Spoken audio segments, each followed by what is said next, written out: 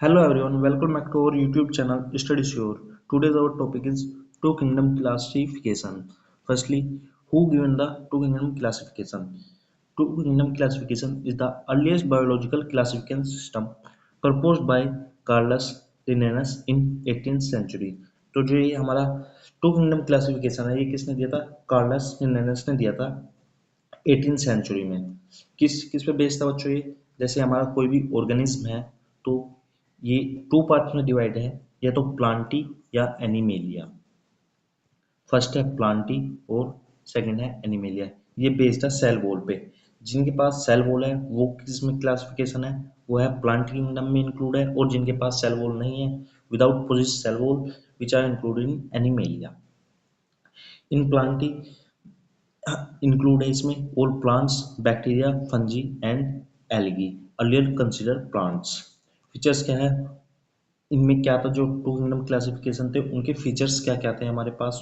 Autotrophic है, can make their own food usually through photosynthesis, have cell wall made of cellulose except fungi, non motile and stored food mainly as starch. जिनके अंदर भी ये सारे features है वे किस में इंक्लूड है? हमारे किंगडम प्लांटी में। और फिर सेकंड है हमारा kingdom animalia.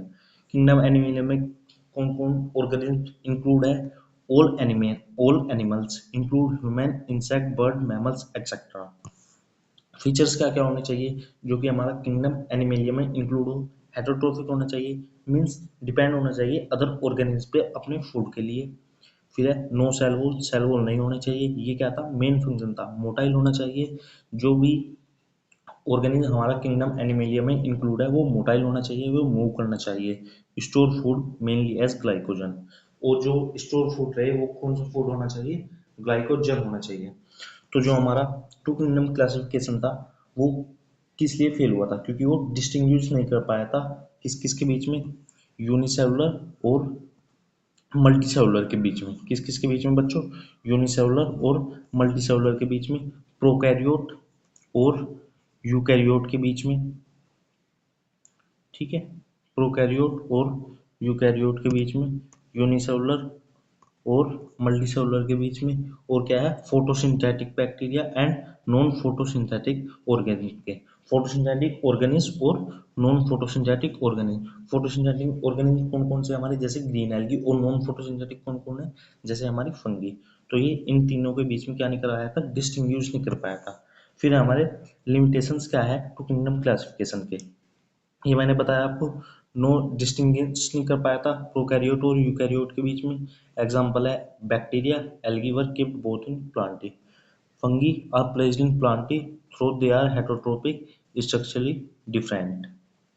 Unicellular organisms like amoeba and paramecium are not correctly placed। जो हमारे अमीबा और पैरामीशियम है वे करेक्टली प्लेस नहीं हो पाए थे। न्यूट्रिएंट्स, मोड, सेल स्ट्रक्चर और cell reproduction, relationship, cell wall, locomotion, इनको सबको उन्होंने कंसिडर नहीं किया था, इसलिए वो क्या हो गया था? फेल हो गया था। ठीक है बच्चों, तो ये था हमारा टू किंगडम क्लासिफिकेशन, जो कि ये हमारा बायोलॉजिकल क्लासिफिकेशन का एक बहुत ही इंपॉर्टेंट टॉपिक है और फर्स्ट क्लासिफिकेशन है जो किसने दिया था? हमारा कार्ल लिनियस ने दिया था। कब? 18th सेंचुरी में दिया था।